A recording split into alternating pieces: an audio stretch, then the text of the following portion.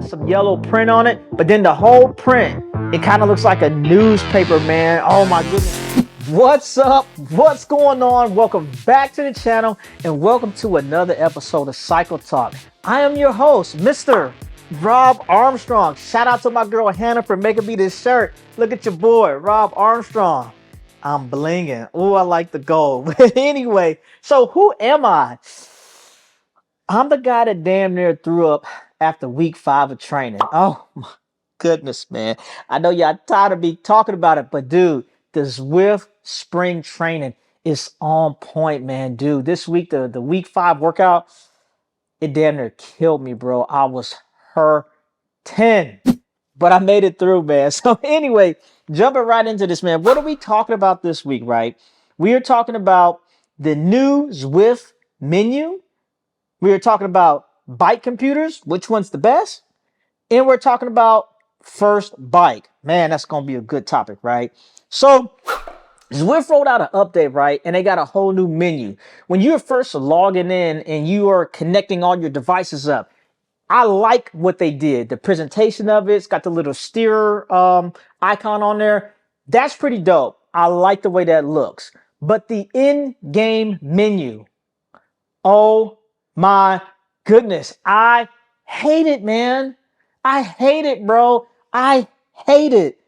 Man, I hate it. I can't say this enough. I hate it, man. Oh my goodness, I hate it. And the thing that I hate about it, it's like it's a whole extra step now. So when I'm Zwifting, I got to connect it up to my screen and I got a dual screen setup, but I'm using the Apple TV. And I already hate the Apple TV remote. The Apple TV remote for Zwift is already a pain, right? But now I can't even swipe through the menus right. It's like when you swipe, before you just had the menu on the bottom, but now you got like the menu on the bottom. You got the actual menu that says menu.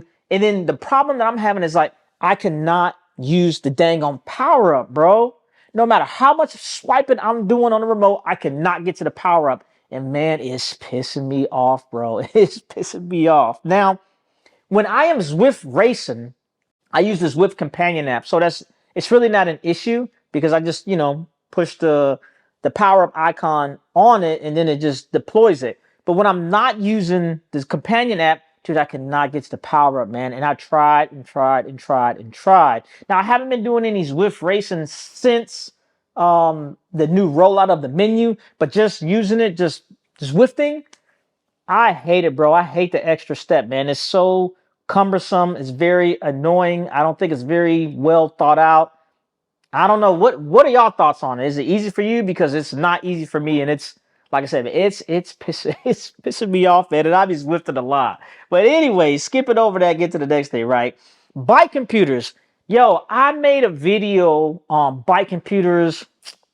I want to say maybe like 2 years ago, bro. And it was basically like, which one's better? Is the Garmin versus the Wahoo? So I'm gonna start off by saying this. I have both, right? I have the Wahoo Element Roam and I have the Garmin Edge 1030, right? And I've had both computers for, man, years now. And I started off as a Wahoo person, right? Which one do I think is better? The answer that I would provide is it depends on what you're doing. When I'm on my TT bike, I have to have the Wahoo. I have to, bro. When I'm on my road bike, I have to have the Garmin. I have to, So when I started off with the Wahoo, I used to love it. I used to love the phone app and being able to add the data fields and customize and everything. And then when I first went to the Garmin, man, it was a big learning curve because you can't do anything on the phone. You got to do it all on the Garmin. But now I absolutely love it because with the Garmin, when you're riding, I can change data fields just like while I'm riding. Like if I say, man, I wonder what my average speed was, I can just add the field or get rid of a field or something like that. You can't do that with the Wahoo. You got to have your phone, right? And there's a bunch of other different things that you can and cannot do with each one. But go back and check out the video, right? Because like I said, I made a video probably like 2 years ago, and I go more into depth of the different things you can do, right? One of the reasons I say I gotta have it on my TT bike because the data just looks different. When I'm looking at the Wahoo screen, it's clear, bro. It's clear. And when I'm in my aero position in the bars and I got my computer sitting right there, when I glance down, it's just clear. With the Garmin, I don't know, the screen is just different and it doesn't read that well. So that's why on the TT bike, I say I gotta have the Wahoo. And then also when I ride my TT bike, I'm usually riding maybe like 10, 15 miles. You know, I kind of know the route. It's just something fast, it's something quick, and it's over and done with, right? And that works for me because on my Wahoo, I just need to see like speed, gear, cadence, power, and distance, and that's kind of like it. But with the Garmin, dude, there's just so much data on there, man. It's like I think the navigation works very well on there. I like to see like, you know, what's my normalized power. Sometimes I want to see how many times I done shifted gears. There's just so much data that you can get from the Garmin, and that's why I really think I would recommend the Garmin for people who road bike. And I think it's kind of weird because I got some folks who are dedicated road bikers and they use a Wahoo, and I'm just like, bro, why you don't have a Garmin? He's like, well, you know, I got a Wahoo. And I'm like, you don't know how much data you're missing out on by having a Wahoo versus having a Garmin. And that's just my opinion. But which one do you think is better, the Wahoo or the Garmin? And like I said, if you haven't seen that video, go back and check it out. And I'm going to drop a link to it in the bottom so you can kind of see, you can see it for yourself, right? Next topic, first bike, bro. Man, so I'm going to tell you how this came up, right? Well, let me give you this, right? I'm at a point in my life that anyone that's interested in anything and they ask me about it, I would not recommend an entry level whatever to them if they're telling me like, this is something I want to do. Like if somebody told me they want to get into photography, I wouldn't recommend an entry level camera. If someone told me they want to get into bikes, I would not recommend an entry level bike if this was something that you want to do. And the way this came about was, like I said, the other day I was riding my TT bike and this guy rolled up on me and he was like, yo, man, that's a real nice bike. You know, I've been running for years. I'm tired of running. I'm about to retire. I want to get into cycling. Man, but you think you could help me out? And I'm like, yeah, sure, man. Cause anything for the sport, right? And I love seeing people on bikes, man. I just think it's dope, right? So he was like, how much something like that costs, right? And I have my TT bike, and my TT bike already looks super freaking aggressive, man. I got a badass TT bike, right? And he was like, how much something like that costs? And I know it's expensive.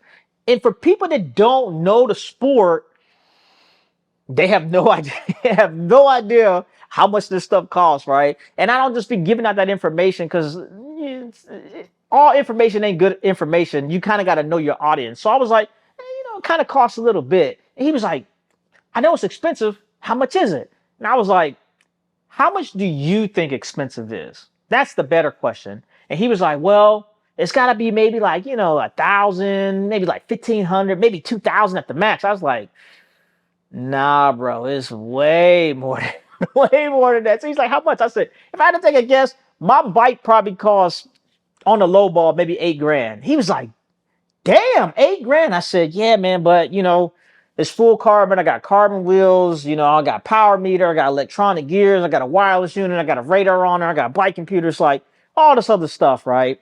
So he was like, how much money do I have to spend to get something like that? I was like, well, you could spend $1,000 and get you a road bike and be riding, but I wouldn't recommend that. And I said, maybe 2,500 to get you a solid bike, a nice carbon bike that you could ride for a while. And if you want to upgrade, and when I say upgrade, I mean, you might be able to find something used with some carbon wheels, but you can probably upgrade the wheels. You get a power meter later. Let's say you want to go, DI2 or throw some SRAM on there.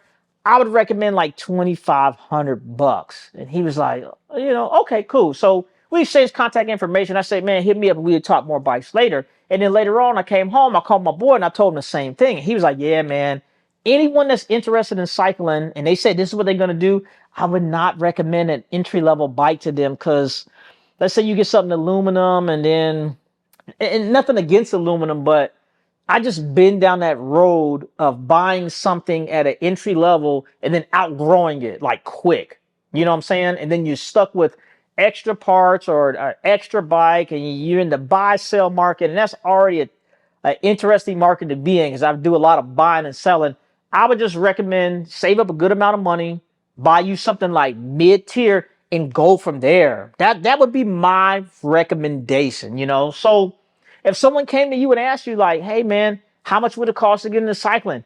What would you recommend? What would you recommend, and how much money would you tell them that they probably need to spend? So that's kind of like where I'm at with that.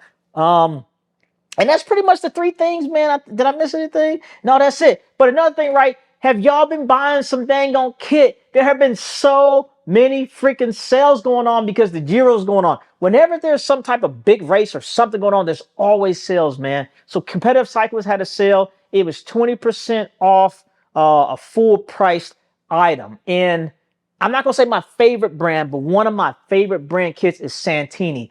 I love Santini, man. I love the way it fits my body. I like the laser cut sleeves. It's super dope. It always got crazy colors, different designs. You don't have to worry about someone having the same thing you got. But I picked up this jersey, right? Let me show you this joint.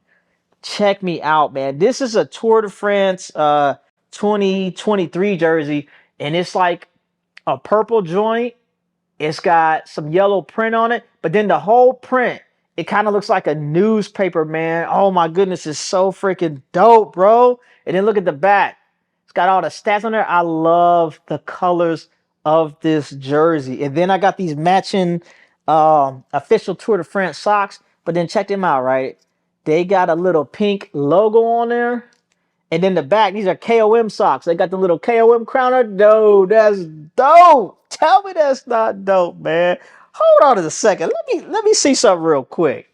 Yo, check me out. Yo, this is a good looking jersey, man. Dude, I love freaking Santini. It fits so good. Man, I keep telling y'all, man, I don't got no crazy FTP, man, and I might not be fast, but I'm gonna be fly when I'm on that bike, bro. Oh my goodness, check me out. This is a good looking jersey. The fit is on point. Woo, man.